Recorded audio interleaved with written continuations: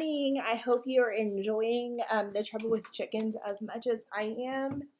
I love to think about how it would be in actual real life if a chicken was actually trying to talk to a dog and to get it to help her find him. I know that my dog kind of like stalks our baby chicks. She doesn't do anything, but she just likes to check out what they're doing. So while we're reading, try to make pictures in your head on what they could be doing, and I want you to be listening for the problem in this chapter. We know the overall problem, right? We know the overall problem that the two chicks are missing. But within the overall problem, authors include smaller problems in each chapter. So I want you to be listening for that today. Mush's tears finally got the best of her. Her beak began to quiver. The note fell to the floor. I had what I needed. I didn't want to hold her precious note anyways. I wanted to sniff it. Sure enough, it reeked of one thing, the same chicken scent I had been following before the storm. The trail was right under my nose. Behoove, rendish, twilight. I've been lowered from a helicopter, strapped to a snowmobile, and flown first class to France to find a backcountry skier lost in the Alps. Not once did anyone find it necessary to use the word behoove. My bet was that a chicken the size of a golf ball wouldn't find it necessary either. The note might have been covered in Poppy's and Sweetie's scents, but I was sure it wasn't covered in their words. Behoove? Twilight? They were inside words you only learn inside, where there are things like comfortable chairs and fresh lemonade. Out here, with the chickens and the dogs, we don't behoove.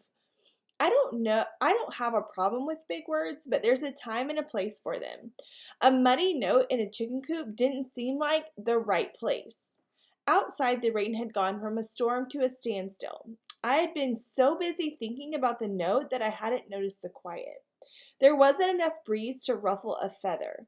Mush was staring at the note. I watched her eyes scan the page over and over and over again. So I want you to think about, why do you think she's scanning the page over and over and over again? Think about when you've lost something that's important to you, or maybe you're trying to solve something, figure something out. What do you do to help you? You might reread it over and over and over again to make sure you didn't miss anything. What does it mean? Asked Mush. I wasn't sure who she was asking.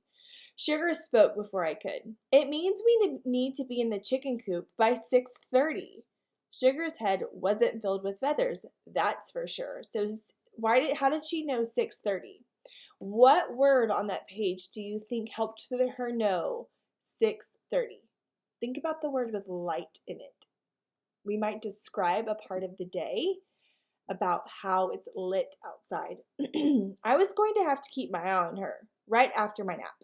Wake me up at 6:25, he said. So the chickens are lost, but one of the problems is he doesn't really know what those words mean, right? And he is smelling the chicken smell on the scent that he had been following before, but that's not really like leading him to anywhere. Chapter 8 is called Detour. So a detour is when, think about construction is going on, when you have to go a different route. Our shadows were long and thin, and we headed over to the chicken coop for our rendezvous. It's spelled differently every single time in the book. Dirt and Sugar were covered in mud and wet grass and napping in my empty food bowl. It looked like an Easter basket gone horribly wrong. It's time, Mush clucked. We have to get to the chicken coop. Come on. Go on ahead, Mush. I'm going to keep an eye out from here. I had a hunch that I should stay outside the coop. I had a hunch once about a roast beef sandwich, which I found in an alley in Detroit. It didn't smell quite right, but I was hungry. I ignored the hunch and ate the sandwich anyways, and I woke up 3 days later with an IV needle jammed into my front paw, courtesy of the Detroit Animal Clinic. That was one bad sandwich. The same little voice I had ignored in Detroit was now telling me to stay outside. I stayed outside.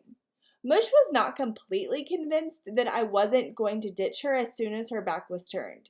I wasn't completely convinced myself. Go on, Mush, I repeated.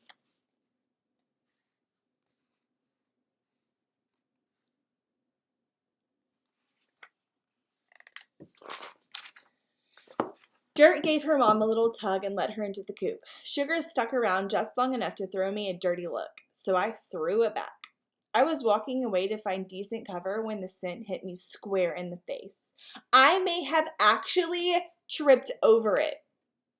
It was the same scent that was all over that note.